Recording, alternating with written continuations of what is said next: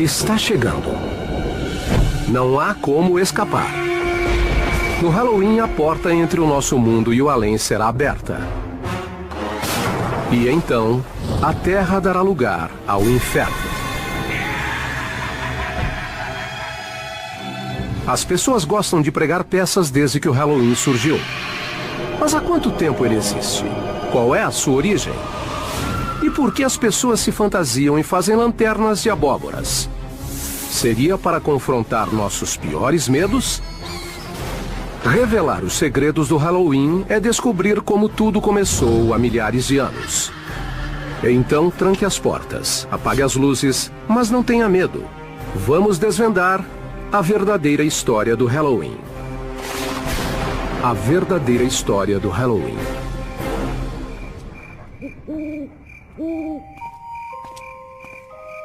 Como descrever o Dia das Bruxas sem parecer maluco? Crianças mascaradas batem à nossa porta e nos ameaçam. Em troca, nós lhes damos doces. Mas por quê? Por que esculpimos rostos em abóboras e colocamos velas dentro delas? E por que enfeitamos a casa com tumbas e caixões? A verdade é que sentimos grande prazer em assustar uns aos outros. E matar de medo. No Halloween você é outra pessoa, serve para sair de sua própria pele. E acho que toleramos isso porque sabemos que é só por uma noite.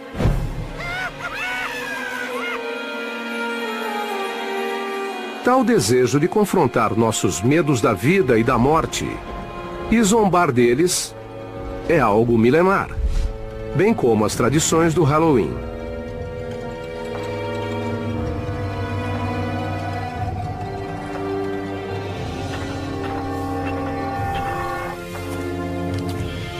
Quando o Halloween teve início? A origem dessa data vem do calendário celta, quando as antigas tribos celtas dividiram o ano entre metade luz e metade trevas. E um feriado deles, o Samhain, foi o precursor do Halloween, e marcava o início da metade das trevas. Há milhares de anos, os celtas, um dos primeiros povos da Europa, comemoravam o Festival da Colheita, acendendo fogueiras na noite de 31 de outubro para receber seu novo ano. Para os povos da antiguidade, colheita era questão de vida ou morte. Se a plantação não vingasse, todos morriam de fome. A morte sempre esteve por perto. A época da colheita era meio assustadora. Os dias eram mais curtos e as noites mais longas. Ninguém tinha certeza se a comida duraria até o inverno acabar. É provavelmente daí que vem essa atmosfera de pesadelo da data. Era meio que um aviso, cada vez mais frio e escuro. Fiquem juntos, fiquem em casa. E não deixem ninguém sair à noite. Mas os celtas acreditavam em outras coisas sobre o Samhain. O que marcava o Samhain na transição da luz para as trevas era a permeabilidade, a flexibilidade do tempo e espaço. E não só o espírito dos mortos, mas também do passado e de outras realidades, podia vagar pela realidade da época e os humanos podiam entrar e se perder no outro mundo também. A linha entre a vida e a morte é muito tênue. Os vivos e os mortos podem se misturar. É isso que está na essência das comemorações do Halloween. Diz a lenda que na noite do Samhain, os vivos ficavam presos no mundo dos mortos, e os mortos apareciam no mundo dos vivos. Mas a verdade é que pouco se sabe sobre o Samhain. Pode-se apenas supor que as fogueiras sejam um ícone familiar ao nosso Halloween, que serviam para atrair algo que ainda assusta muita gente. Os morcegos. Antes da eletricidade, o único jeito de ver um morcego era acendendo uma fogueira. E, na verdade, eles sempre aparecem ao redor de uma fogueira porque eles comem insetos. E insetos são atraídos pela luz. Morcegos saem à noite. E a noite sempre causava medo. Se você acha que os morcegos são a melhor e a pior parte do Halloween, você tem que agradecer os povos antigos, principalmente os celtas. Mas eles não foram a única cultura a seguir tradições horripilantes. Outros povos também cultuavam seus mortos. Várias culturas reservavam um dia ou dois para fazerem rituais e lembrarem de seus mortos. O interessante é que muitas dessas culturas são do mesmo período, principalmente sociedades agrícolas. E se pensarmos bem, é na primavera que as coisas brotam do chão. Tudo ainda está verde e a colheita é feita em meados do verão. E ao longo do outono, quase no início do inverno, a plantação morre.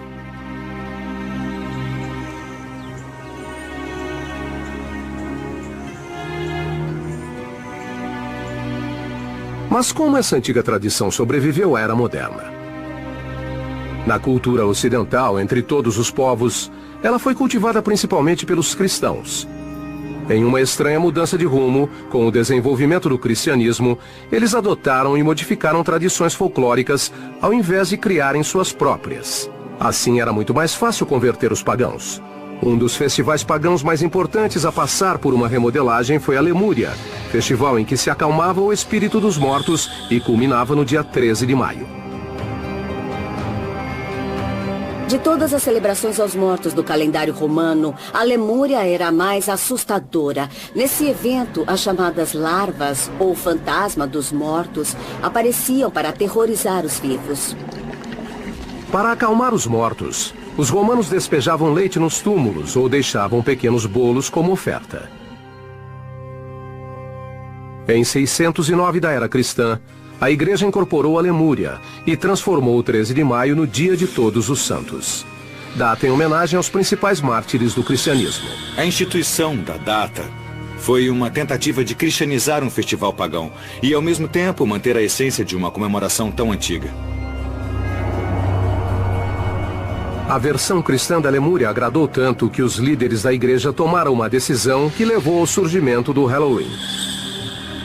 Eles transferiram o Dia de Todos os Santos para o primeiro dia de novembro, um dia depois das comemorações do Samhain pagão. Como caía na noite de 31 de outubro, véspera do Dia de Todos os Santos, as pessoas começaram a chamar o Samhain de All Hallows Evening, ou Noite de Todos os Santos em inglês. O nome foi abreviado para All Hallows Eve e finalmente para Halloween.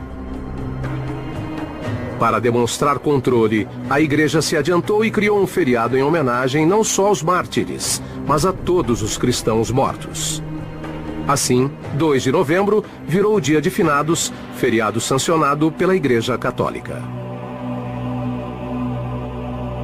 Foi muito importante para o Halloween, porque é onde se retoma a associação com os finados e com a morte e com o sobrenatural.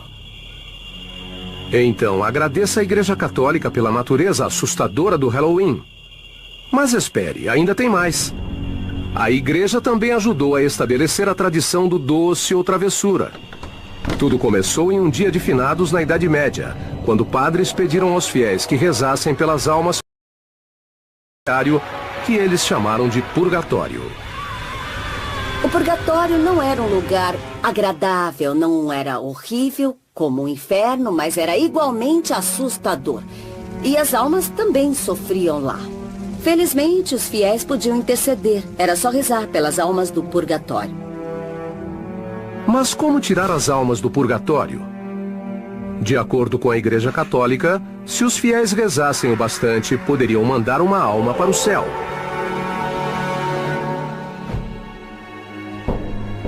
Isso nos leva a um costume medieval que tem mais do que uma incrível semelhança entre o doce ou travessura do Halloween moderno. As crianças saíam pedindo bolinho das almas, um tipo de muffin de uvas passas. Em troca, as crianças se ofereciam para rezar pelas almas do purgatório.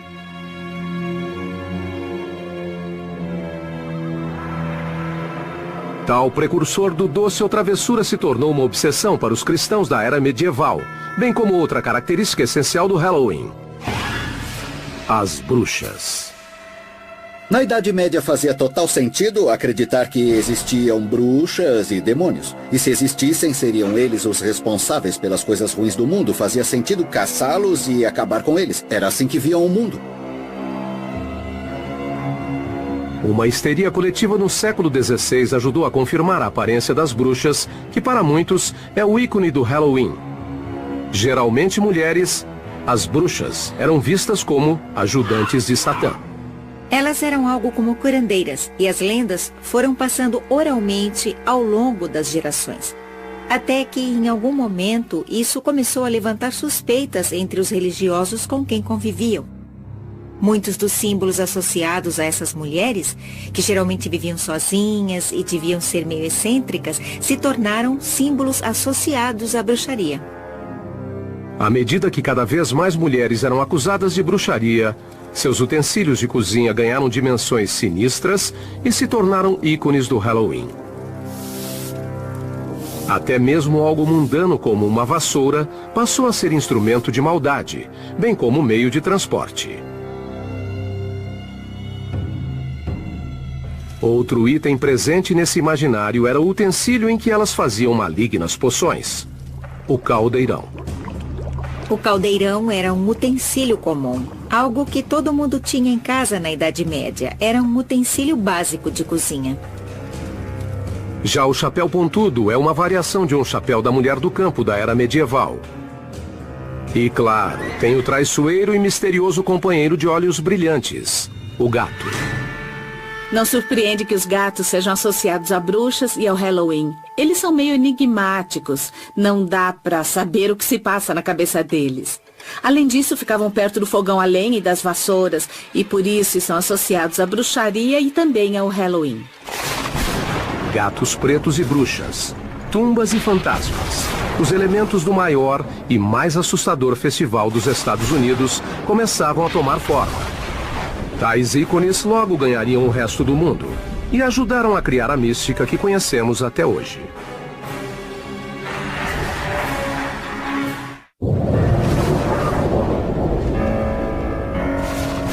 Fogueiras, adoração aos mortos, doce ou travessura.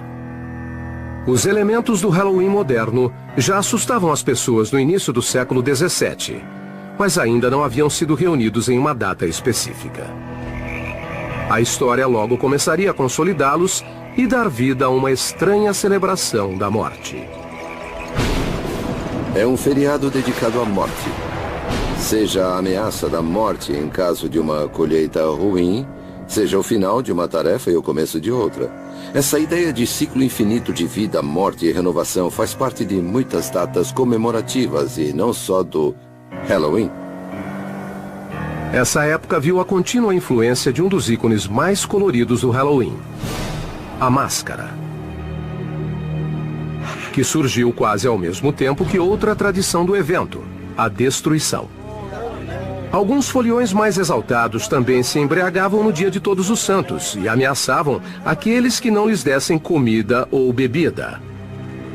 As máscaras serviam para esconder a identidade. As fronteiras entre os vivos e os mortos, e entre as regras sociais e a anarquia, ficavam estreitas na noite do Halloween. Na Inglaterra, eles cultivavam tradições específicas como vestir fantasias e bater de casa em casa apresentando pequenas peças. Ao final da apresentação, eles ganhavam o que comer e às vezes dinheiro. Seria um doce ou travessura? Não exatamente, mas a semelhança é evidente. Na Inglaterra do século XVII, muitos desses costumes aconteciam somente nas áreas rurais. Mas logo ganharam força na cidade graças a um terrorista católico chamado Guy Fawkes. Em 5 de novembro de 1605, Fawkes tentou explodir o parlamento inglês usando 36 barris de pólvora. Guy Fawkes foi julgado, condenado e enforcado. Segundo a lenda, seu corpo foi drenado e esquartejado e os pedaços foram lançados ao fogo. No ano seguinte, no aniversário do fracasso do plano, as crianças de Londres zombaram da memória de Guy Fawkes, promovendo o caos nas ruas, saindo em desfile, pedindo prendas e acendendo fogueiras. Hoje, na Inglaterra, esse é chamado o Dia de Guy Fawkes, ou a Noite da Fogueira. O dia de Guy Fawkes é em 5 de novembro, bem perto do dia de Halloween. E grande parte da energia concentrada no Halloween vinha do dia de Guy Fawkes. Embora ainda não fosse Halloween, todas as características estavam ali. Crianças e adultos aproveitando a escuridão para se soltarem. Será que essa forma de celebração pagã conseguiria atravessar o Atlântico e macular o santuário do Novo Mundo? Não, se os puritanos chegassem antes. Os puritanos criavam sua visão de mundo inspirados na Bíblia. E na Bíblia você não encontra apenas Deus, mas o mal, os demônios, anjos, todo tipo de entidades sobrenaturais. E é nisso que eles prestavam atenção. Nas forças maléficas, na maldade. Para os puritanos da Nova Inglaterra, o sobrenatural era uma terrível força do mal, e não apenas uma inofensiva superstição que inspirou um feriado. Apesar do esforço para matar a tradição do Halloween, alguns adeptos da comemoração do dia de Guy Fawkes desembarcaram na América. Outros colonizadores toleravam e até aceitavam as tradições que os puritanos tanto temiam. E assim, foram plantadas as sementes do evento que logo se tornaria o Halloween americano. Encontramos fragmentos aqui e ali, pessoas celebrando ou fazendo festas à fantasia, mas é muito difícil apontar com certeza o que deu origem às festividades de Halloween. Por exemplo, em 1833, há um texto que descreve o Halloween não como uma festa, mas uma reunião de pessoas contando histórias de terror ao redor da fogueira. Até que uma característica assustadora, a figura do espírito ou fantasma, se juntaria a bruxas e esqueletos em uma macabra dança de Halloween. Em meados do século XIX, os Estados Unidos ganharam uma data muito mais estranha. Depois de 4 longos anos de guerra civil que terminaram em 1865, com mais de 500 mil de mortos. Havia tantos indigentes, tantos corpos irreconhecíveis nos campos de guerra civil, que o país ficou obcecado pela morte. Grande parte dos soldados foi enterrada sem identificação. Ninguém sabe o que aconteceu com eles. E a população achava que eles poderiam voltar, que talvez não estivessem mortos. Faz sentido pensar que as pessoas contavam histórias de fantasma. E as primeiras histórias desse tipo eram sobre soldados que voltavam para casa. Foi nessa época que o Halloween teve início nos Estados Unidos. Depois da Guerra Civil, quando imigrantes escoceses e irlandeses levaram seus costumes rurais do velho para o Novo Mundo e ajudaram a estabelecer tradições de Halloween genuinamente americanas. Os escoceses não achavam essa noite tão medonha assim. Naquela época, a figura do bicho-papão ainda nem existia. O bicho-papão era a denominação geral para uma entidade amórfica que assustava crianças. Se escondia embaixo da cama, batia na janela e ficava à espreita em cercas e portões. As crianças acreditavam que o bicho-papão morava no portão e que na noite de Halloween, quando elas cruzassem aquele portão, ele estaria sentado ali esperando para pegá-las. A lanterna de abóbora, marca registrada do Halloween, também começou como uma tradição europeia. Mas a primeira versão não foi esculpida em uma abóbora. Existe uma lenda sobre um homem apelidado de Jack Miserável. Jack era um encrenqueiro e foi um homem tão ruim que conseguiu ser expulso do inferno, o que não é muito fácil de conseguir.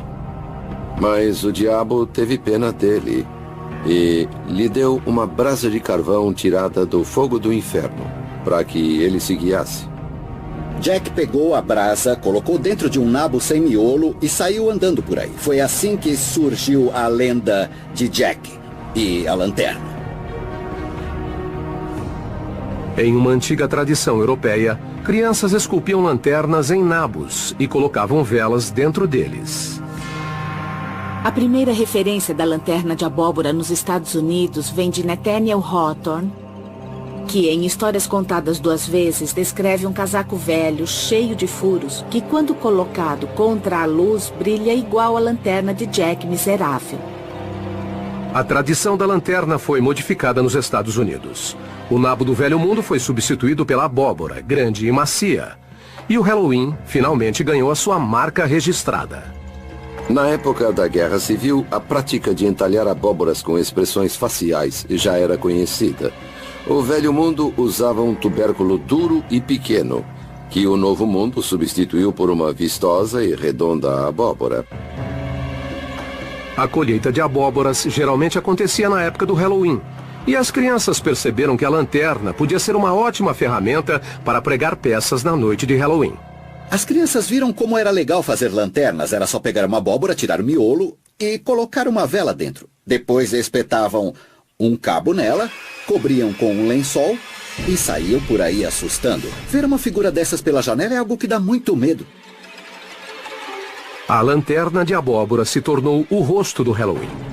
Além disso, os imigrantes escoceses e irlandeses levaram para a América uma mistura de brincadeira e vandalismo na prática de jogar pedra nas casas. No Halloween, no início do século XX, a juventude americana esperava ansiosa por uma noite cheia de confusões e enrascadas.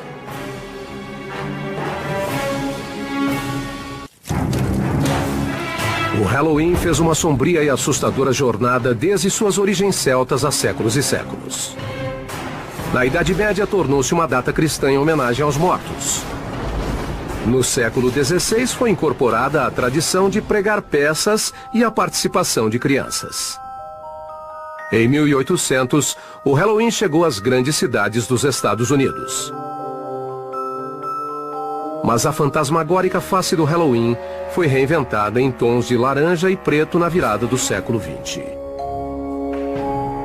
Pela primeira vez, artistas da época reuniram elementos macabros e associaram ao evento.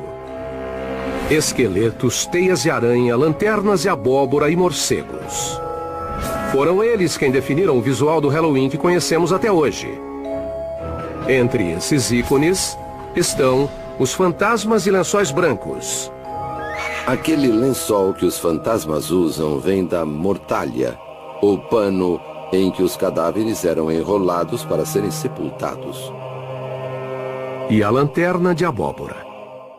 A boca escancarada é uma alusão à face da morte, bem como o buraco triangular do nariz. Mesmo quando a expressão é de alegria, ainda há uma conotação da morte na imagem. Os demônios com chifres vêm da descrição medieval de Satã. E as bruxas, da histeria da caça a feiticeiras que assolou a Europa e a América puritana. As bruxas se tornaram populares na primeira parte do século XX e foram incorporadas ao Halloween de forma natural. Mas houve uma mudança na maneira com que as bruxas eram retratadas. No século XIX, elas pareciam velhas, tinham um nariz enorme e aquela verruga peculiar. Já as bruxas do século XX eram um pouco mais bonitas. E isso torna o Halloween não menos assustador, mas um pouco mais malicioso. E além de modernizar antigas tradições, o Halloween também criou novos costumes, embora mais macabros. Será que a festividade perdeu sentido na virada do século? Para o desgosto de autoridades e donos de propriedades, a resposta é sim. A gente saía para aprontar um monte de traquinagens. Naquela época, os carros pareciam bugs. Os meninos maiores pegavam um bug e subiam em um monte de feno.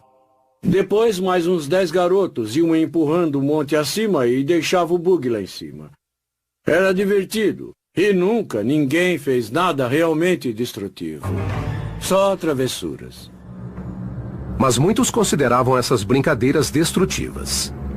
Geralmente pregadas por adolescentes, as peças invadiram cidades como Chicago e Filadélfia. Na década de 1920, o Halloween começou a adquirir traços caóticos. E as travessuras ficavam mais perigosas. As travessuras iam além de apenas tacar abóboras. As crianças pegavam sabão e passavam nos trilhos para que os bondes descarrilassem e os passageiros se machucassem. Elas tiravam as escadas móveis da porta das pessoas para que elas caíssem. Provocavam incêndios, apedrejavam janelas e faziam todo tipo de ação destrutiva. Na comunidade rural, os jovens desmontavam carroças e as remontavam em telhados. Também abriam as porteiras de fazendas para que os animais escapassem. Uma travessura tão popular em algumas regiões que na véspera de Halloween era chamada de Noite da Porteira. Em outros lugares era a Noite das Diabruras ou a Noite Infernal. Durante a Grande Depressão, as travessuras eram em parte produto de uma fase de desespero ou uma desculpa para extravasar. Mas o país já estava cheio de problemas e muitas comunidades não conseguiam nem comprar comida, quanto mais limpar a bagunça deixada por vândalos.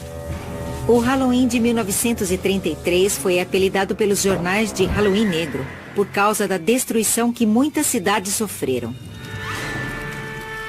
Os jovens deixaram de fazer brincadeiras inocentes para estourar postes de luz, incendiar casas e quebrar vidros de carros.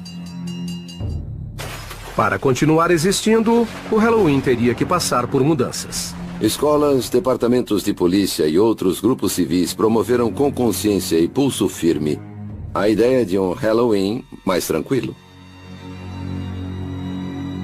Os grupos inventavam vários tipos de atividades para divertir as crianças. Festas nas ruas, concursos de fantasia, jogos. Tudo para evitar que elas vandalizassem e voltassem a se divertir. Empresas como a Denison e a Bristol também contribuíram com a causa civil. A Denison lançou uma série de livros temáticos chamada Boogie Books, que ensinava maneiras de transformar o Halloween em uma noite mais festiva e menos violenta. A Denison foi uma das primeiras empresas a perceber que o Halloween podia ser muito lucrativo. Os produtos temáticos que eles lançavam eram vendidos no varejo em drogarias de todos os Estados Unidos. Eles também foram pioneiros no lançamento de máscaras e fantasias de papel. Era a primeira vez que fabricavam roupas especialmente para a ocasião do Halloween. Antes disso, as fantasias eram feitas em casa. Quando eu era criança, não existia fantasia de Halloween como existe hoje. A gente vestia um casaco com jeans ou uma roupa mais surrada e ninguém saía para comprar uma vestimenta especialmente para a ocasião. A gente dava um jeito de se vestir e chamar a atenção. Apesar de sofisticadas e muito mais modernas que a versão caseira, as fantasias de papel tinham suas desvantagens. Infelizmente, as roupas eram inflamáveis. E, pesquisando, fiquei surpreso com o número de notícias da época sobre fantasias que pegaram fogo. Outras empresas logo entraram no ramo de fantasias infantis para o Halloween e começaram a produzir peças mais duráveis.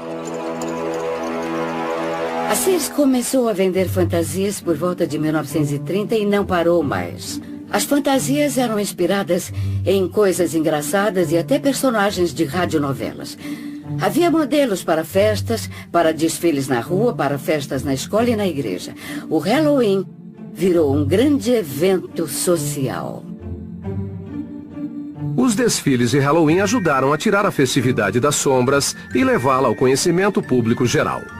Em 1905, Allentown, Pensilvânia, pode ter promovido o primeiro desfile de Halloween, mas logo outros seguiram. Toms Rivers, Nova Jersey, em 1919 e Anoka, Minnesota, em 1920. Desde então, Anoka tem um desfile anual na ocasião. Na verdade, a cidade se auto-intitula Capital Mundial do Halloween.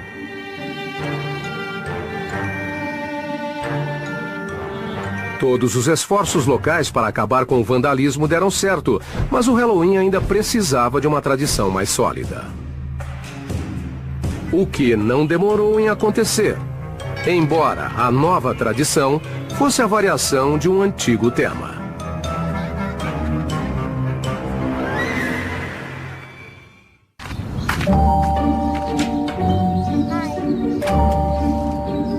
Doce ou travessura? A frase é sinônimo de quilos e quilos de guloseimas dentro de fronhas e abóboras de plástico na noite de 31 de outubro.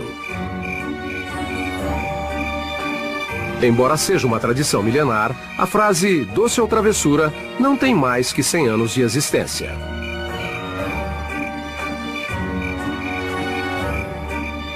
O doce ou travessura é algo recente. As pessoas acham que existe há milênios, mas não existe. Na verdade, essa tradição tem menos de 80 anos, eu acho. A expressão surgiu quando as brincadeiras violentas eram muito difundidas nos Estados Unidos no século XX. Em algum momento, alguém teve a brilhante ideia de subornar esses arruaceiros. Para não serem vandalizadas, as pessoas subornavam as crianças com doces caseiros, como pirulitos de pipoca e maçãs do amor.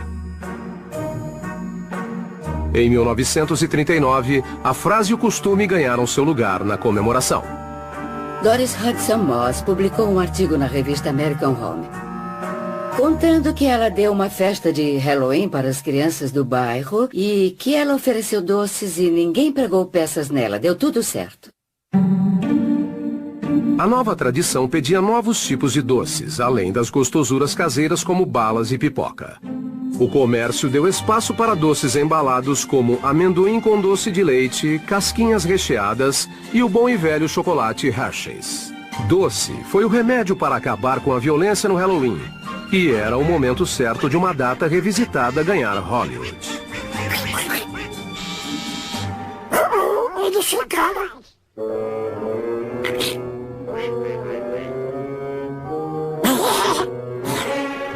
Olá, meninos! Doce travessura!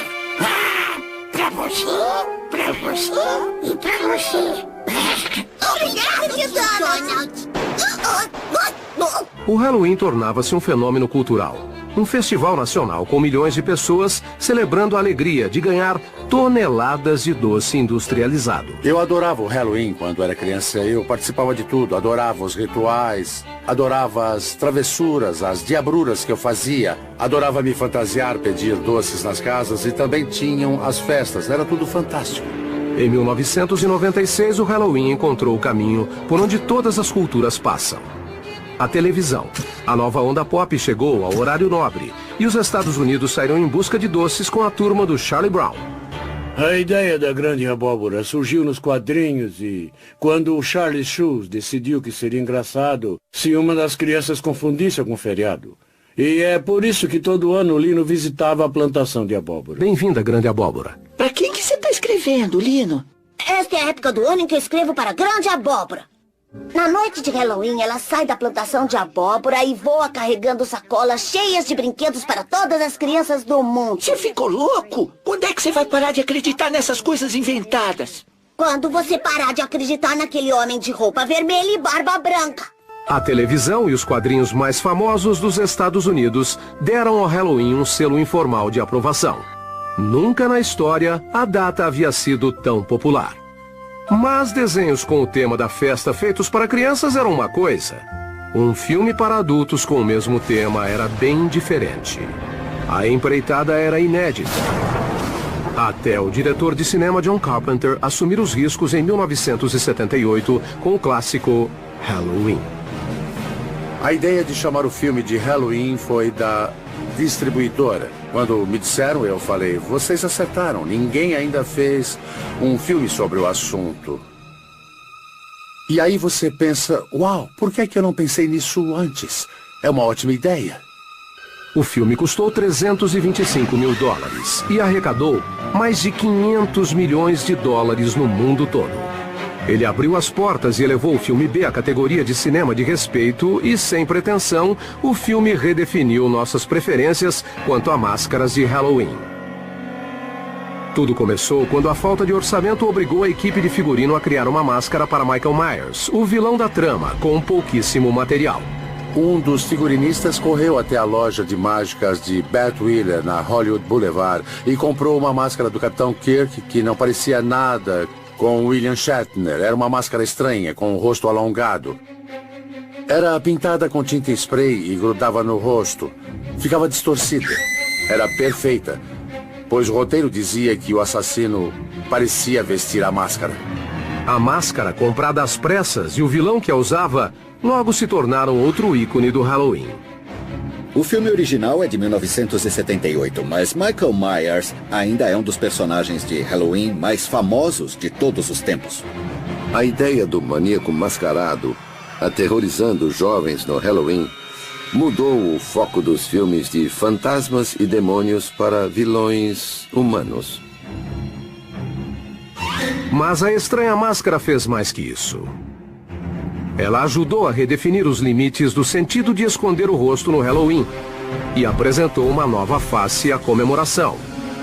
A face de um novo milênio.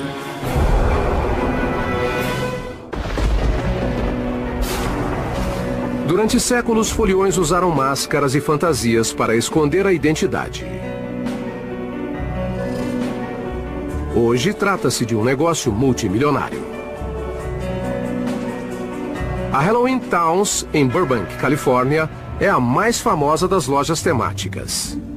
Funciona o ano todo e atende com satisfação clientes que precisam se disfarçar.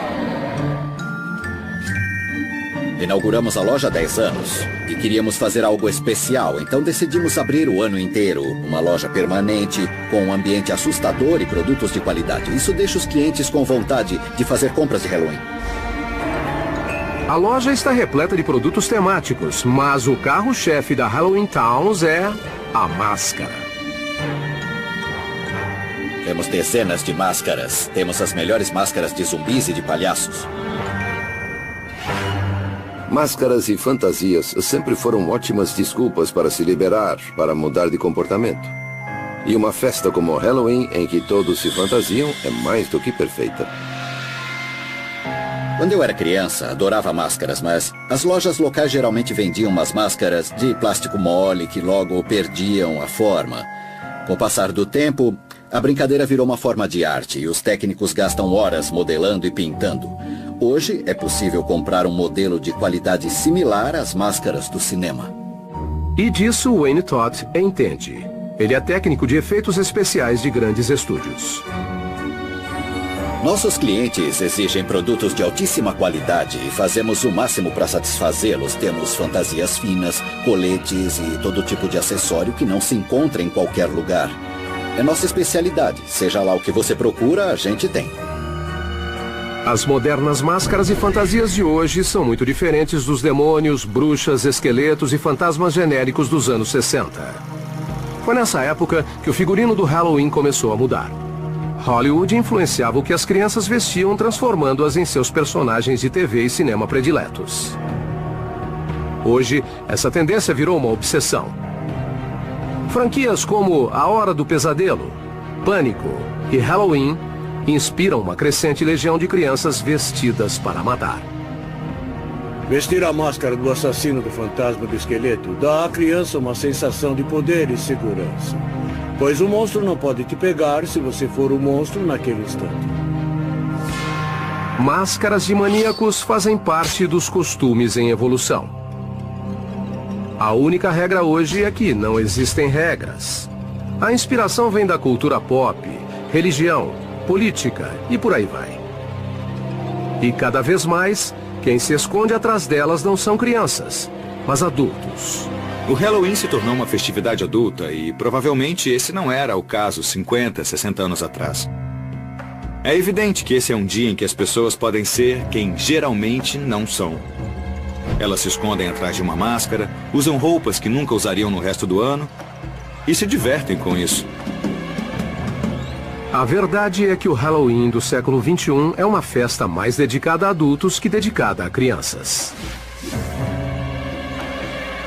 Adultos que comemoravam quando crianças sentem muita saudade do Halloween. E o Halloween foi mudado e virou uma comemoração para adultos. A indústria do Halloween satisfaz todos que quiserem entrar no espírito da celebração, com festas temáticas em locais como casas assombradas. Há 50 anos, quando alguém não tinha mais idade para pedir doce ou fazer travessura, ficava em casa dando docinho para as crianças.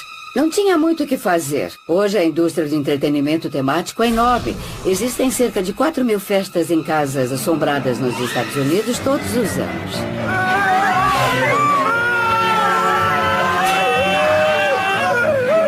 Eu adorava casas assombradas. Me fascinavam e me aterrorizavam na infância. Mas as casas assombradas não são o único lugar em que os adultos podem ir no Halloween. Em festas como o desfile de Halloween de Greenwich Village, em Nova York, e o carnaval no Halloween, em West Hollywood, a comemoração ganha ares um pouco mais loucos e maliciosos.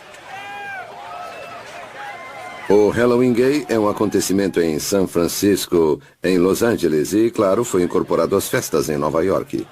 Mas o que atrai é essa ideia de virar o mundo do avesso e ser quem você nunca foi ou gostaria de ser. Trata-se da eterna obsessão americana com a autotransformação. E acho que esse foi o combustível do Halloween nos Estados Unidos. O Halloween sexualmente liberal cruzou os limites entre adultos e somente para adultos. Se analisarmos as fantasias vendidas para adultos, especialmente as femininas, parecem roupas usadas por prostitutas ou coisas como enfermeira sexy, doméstica sexy, qualquer coisa sexy. Os adultos deram um passo à frente. Guardaram os doces industrializados e hoje preferem sair com os filhos pedindo gostosuras de porta em porta. Os foliões dos anos 70 e 80 têm a chance de reviver os Halloweens de infância e vestir fantasias enquanto supostamente ficam de olho nos filhos. E da mesma forma que assusta crianças, o Halloween também assusta os pais. Eles têm medo de mandarem os filhos para um mundo hostil, cheio de balas envenenadas e maçãs recheadas de lâminas. Eu mesmo cresci ouvindo falar de maçãs com lâminas dentro. Mas essa é uma típica lenda contemporânea que todos conhecem. Outro termo é lenda urbana. Existe um desconforto social quanto à ideia de dizer aos filhos que eles devem aceitar doces de estranhos. Então inventam essas histórias sobre maçãs do amor com recheio de lâmina de barbear e coisas do tipo. Todo ano os pais ficam muito preocupados. Mas alguém já ficou sabendo de um caso desses? Acho que já deve ter acontecido sim. Mas a questão é perguntar o que veio primeiro. A história ou a ação? Lâminas em maçãs, lanternas de abóboras, bolinho das almas.